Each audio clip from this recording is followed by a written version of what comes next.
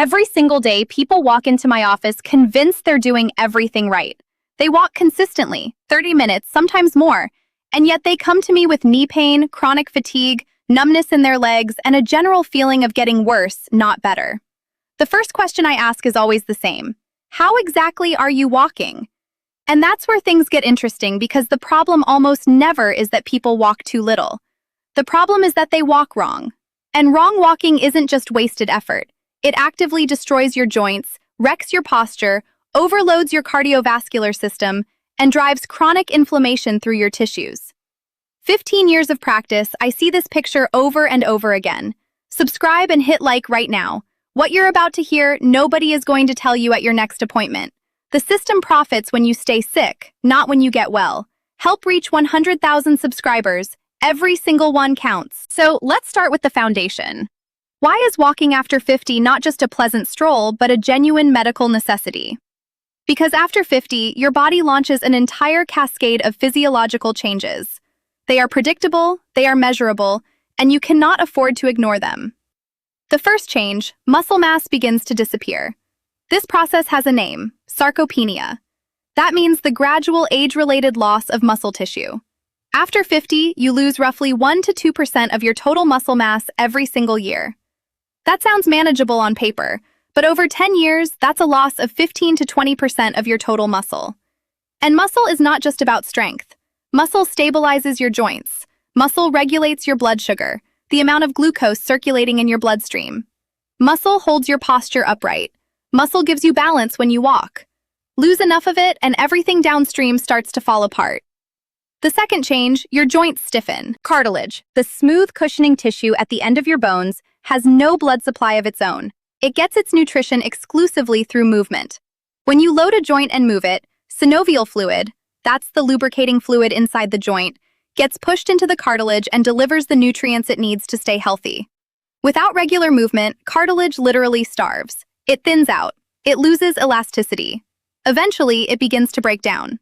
That breakdown is what we call osteoarthritis, and it is not inevitable. But you can absolutely accelerate it with the wrong habits. The third change, your metabolism slows down.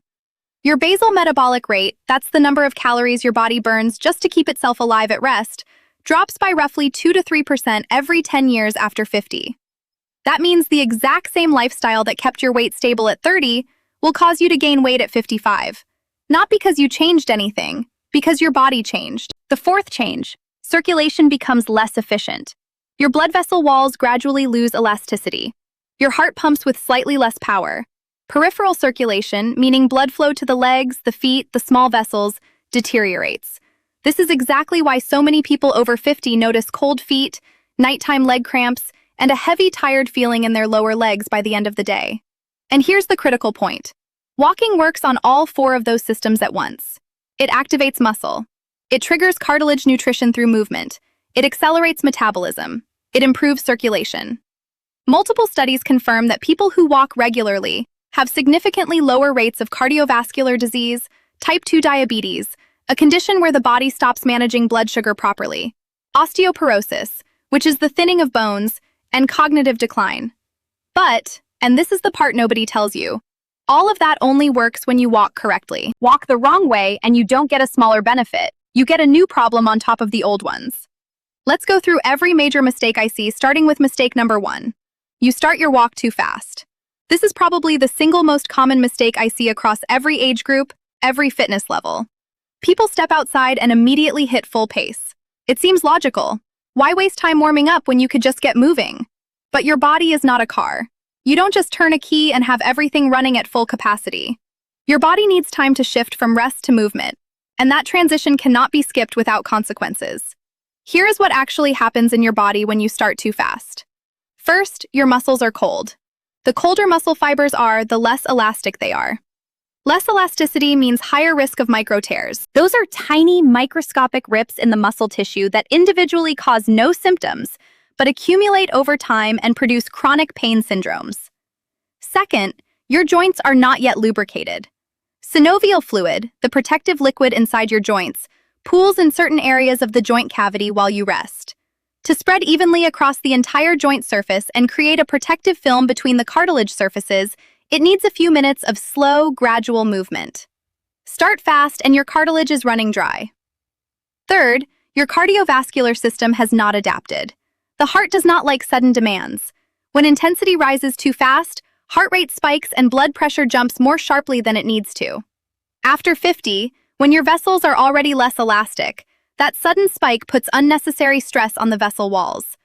The solution requires 0 additional time. Spend the first 3 to 5 minutes of every single walk moving slowly, deliberately slowly, almost leisurely slowly. That is your warm-up. It is not just for athletes, it is for every person who wants to walk without pain. After 5 minutes of slow walking, your joints are lubricated, your muscles are warm, and your heart has settled into a working rhythm. Now you can pick up the pace. Mistake number 2, wrong posture while walking. Go outside and watch people walk. Most of them are hunched forward, head jutting out in front, shoulders rounded down and forward, eyes aimed at the ground a few feet ahead. This is not just unattractive, this is a biomechanical catastrophe for your spine and your respiratory system. Let me explain the mechanics. An adult human head weighs about 11 pounds. When it sits directly over the spine in neutral position, the neck muscles carry exactly that load. But when the head shifts forward by just 1 to 1.5 inches, the load on the cervical spine, the neck portion of your backbone, increases by roughly 3 times. At 2 inches of forward shift, the load multiplies 4 to 5 times. That means instead of carrying 11 pounds, your neck and upper back muscles are now holding 45 to 55 pounds continuously. Walk like that for 20 or 30 minutes and you generate chronic muscle tension in the neck, shoulders, and the base of the skull.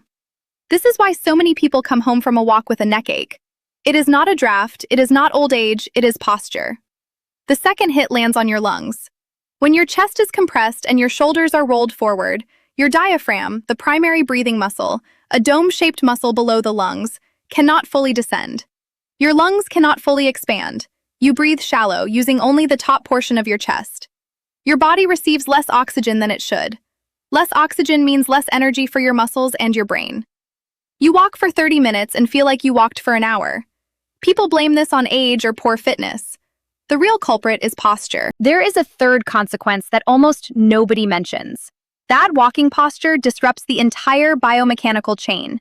Head forward, the lower back compensates with an exaggerated arch, the pelvis tilts, the knees begin operating at the wrong angle. The load on your knee and hip joints increases not because you are old, because of one specific, correctable mechanical error. How to fix it? Picture a thin thread attached to the top of your head pulling you gently upward. This does not mean straining or forcing yourself tall. It simply means allowing your spine to decompress and straighten. Shoulders relaxed, drawn slightly back, not a military stance, just your natural anatomical position. Eyes forward on the horizon, not at the pavement.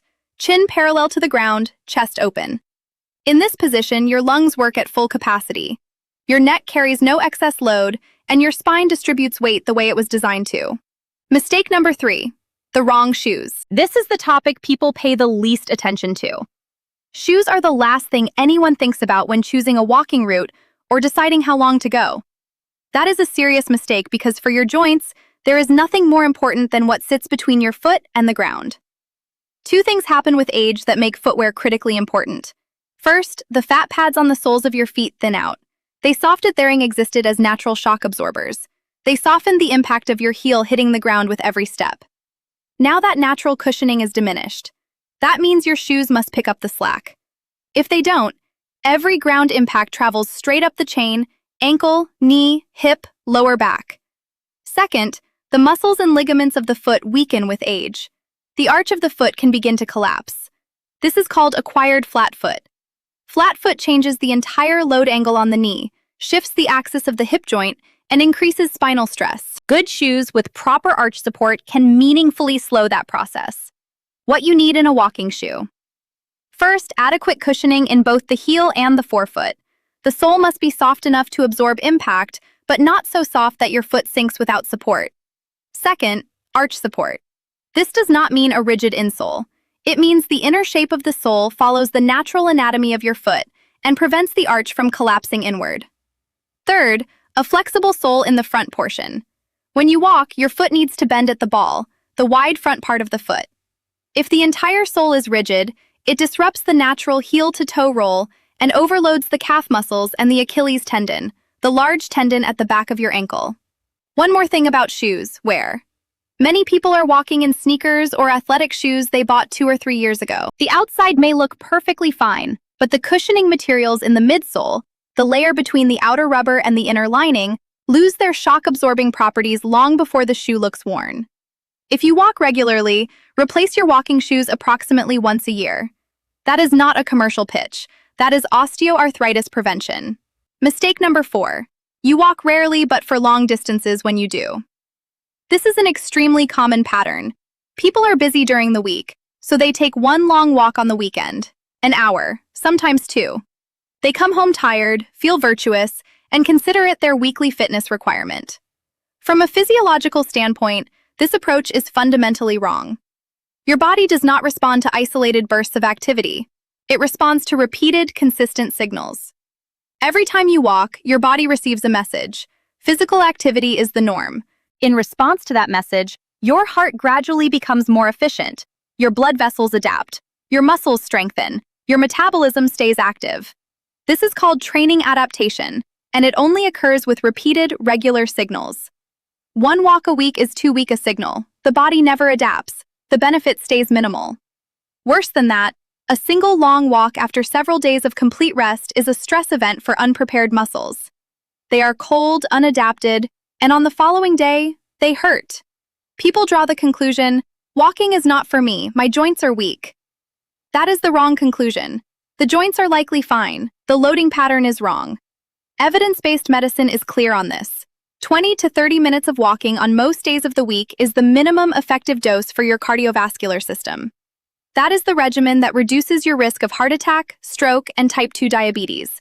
Not one long Sunday walk, but 5 to 6 shorter walks per week. Your body adapts to what repeats, only to what repeats. If you currently walk once a week, start with 3 times. Not necessarily 20 minutes. Start with 10. After 2 weeks, add 5 more minutes. Gradual progression here is not weakness, it is strategy. Mistake number 5. Your arms are motionless while you walk. Most people either hold their arms stiff at their sides, let them hang, or shove them in their pockets. It seems comfortable. In reality, it strips away a significant portion of walking's benefits and disrupts movement mechanics. Here is why. Walking is not just leg work. It is a whole-body, cross-pattern movement. When your left leg steps forward, your right arm swings forward and vice versa. This pattern, called cross-coordination, is hardwired into your nervous system. It distributes the load across your spine symmetrically and reduces the sideways twisting force on your trunk with every step. When your arms don't move, your spine must compensate for that asymmetry by over-rotating in the lower back region. For people who already have lower back issues, this can trigger pain. Second point, arm swing recruits the muscles of the shoulders, chest, and upper back. That means during a walk with proper arm movement, significantly more total muscle mass is active than during a walk with static arms. More active muscle means higher caloric expenditure, better circulation, more active metabolism. The exact same distance walked with proper arm swing delivers a stronger physiological effect. Third point, arm movement sets rhythm and improves coordination. This becomes especially important after 50, when coordination gradually declines. A steady, rhythmic arm swing helps maintain a consistent stride and reduces the risk of losing balance. How to do it correctly? Bend your elbows slightly, roughly 90 degrees. Allow them to swing forward and back in natural rhythm, opposite to your leg movement. You do not need the exaggerated pumping action of competitive race walkers. Just stop pinning your arms to your body. After a few walks, you will feel the difference. Walking becomes easier and more rhythmic almost immediately. Mistake number 6. Walking with your phone in your hand. 20 years ago, this mistake did not exist. Today, it is one of the most widespread things I see. People walk and look at a screen, reading messages, scrolling through a feed, and they believe they are taking care of their health. They are not. Start with posture. When you look at a phone you are holding in front of you, or worse, down by your waist, your head tilts downward. We already established what that does to the cervical spine. The load on your neck muscles increases 3 to 5 times. Your shoulders round forward. Your chest compresses. Breathing becomes shallow. Everything we discussed about poor posture happens, but now it is actively reinforced and intensified. Because with a phone, your head is angled lower than it would be with ordinary slouching. Now consider safety. After 50, the vestibular system, the balance and orientation system in your inner ear, begins to operate with slightly less precision. Proprioception, your body's sense of its own position and movement in space, also begins to fade. This is a normal, gradual process of aging. What it means is that your brain increasingly relies on visual input to maintain balance while walking. When your eyes are on a screen instead of the path ahead, your brain is deprived of its most critical source of spatial information. You stop seeing uneven pavement, curbs, steps, wet surfaces, sudden drops. The risk of a fall rises substantially. A fall after 50 is not just getting up, brushing yourself off, and moving on. It frequently means a fractured wrist, fractured ribs, or most seriously, a hip fracture. A hip fracture in someone over 60 means extended immobilization, surgery, and a lengthy rehabilitation period. The prevention is as simple as it gets. Put the phone in your pocket. And one final argument, walking is not just a physical exercise, it is a neurological one. When you walk while paying attention to the road, the sensations in your body, your breathing, your surroundings, you are actively training attention, coordination, and spatial awareness. That is genuine, documented benefit for your brain. When you watch your phone, that benefit disappears. Your legs are moving, but your brain is occupied elsewhere. Let a walk be a walk. Mistake number 7, ignoring recovery after walking. Nobody talks about this, not in a clinic, not in a gym. The general assumption is that walking is such a light activity that no recovery is required. That assumption is wrong. Start with water. Muscle tissue is 70 to 75% water. Every biochemical process in muscle, contraction, relaxation, repair after exercise, happens in an aqueous environment. Even mild dehydration, a 1 to 2% reduction in your body's fluid stores, measurably reduces muscle elasticity, slows recovery, and increases the risk of cramping. After a walk, drink a glass of water. That is not advice from a sports drink advertisement. That is basic physiology. Now about stretching. During walking, your muscles work in a shortening mode. They contract repeatedly. Without stretching afterward, they remain slightly shortened after you stop. Over time, this accumulates. Muscles become tight and rigid. Joint range of motion decreases, and a persistent feeling of stiffness develops. This is most pronounced in the calves, the back of the thighs, and the lower back. 5 minutes of gentle stretching after every walk prevents this entirely. And about rest days, many people reason that if walking is good, more walking is better. That is not how adaptation works. Your body does not adapt during exercise. It adapts during recovery. That is when muscle fibers reinforce themselves, when joints remodel in response to load, when the cardiovascular system restructures to handle the new demands. If you never give your body recovery time, adaptation does not occur. 1 to 2 rest days per week is not laziness. It is the correct protocol. Think of your walk not as an isolated exercise, but as part of a system. Movement, water, stretching, rest. Only as a complete system does it produce durable, long-term results. Now here is an important clinical observation that ties everything together. All 7 of these mistakes carry different levels of risk depending on your age. The damage caused by poor posture, worn-out shoes, and missing recovery time is 2 to 3 times more serious after 50 than it is at 30, because the resilience of your joints, blood vessels, and muscles decreases over time. The same mistake your body forgave at 30 without consequence will generate real symptoms at 55. How old are you? Write it in the comments. I want to know which age group this material hits closest to home for, so I can focus future content where you are right now. Now, a clear, practical conclusion. Here is exactly what to do after watching this. 1. Adopt the slow start rule. The first 3 to 5 minutes of every walk, slow pace only. No exceptions. This costs you 0 additional time. You are simply starting slower. 2. Check your posture right now. Stand up, straighten your spine, draw your head gently upward, release your shoulders, and ease them slightly back. Hold that position. Memorize that feeling. Reproduce it every time you walk out the door. 3. Pick up your walking shoes and look at the soles. If they are unevenly worn, if you have been walking in them for more than a year consistently, it is time to replace them. This is one of the simplest, highest return investments you can make in your joint health. 4. Stop the one long walk a week habit. 20 to 30 minutes of walking 5 to 6 days a week, that is the target. If that seems like too much right now, Start with 3 days. Add 1 day every 2 weeks. Gradual is sustainable. 5. Let your arms move. Bend your elbows, relax your shoulders, and allow your arms to swing in natural rhythm. Take them out of your pockets. 6. Phone goes in your pocket for the entire walk. No exceptions. If you need audio, music, a podcast, use earbuds. Just keep the screen out of your hands. 7. After every walk, a glass of water and 5 minutes of stretching. 5 minutes. That is what stands between you and chronic muscle stiffness. Walking is one of the most accessible, safe, and effective tools available for maintaining your health after 50. You do not need a gym. You do not need expensive equipment. You do not need any special preparation. You need the right habits and a conscious approach. Small changes in how you walk produce real, long-term results for your heart, your joints, your brain, and your overall well-being. Nobody in a clinic is going to walk you through this. It is simply not how that system operates. It profits from treatment, not from prevention.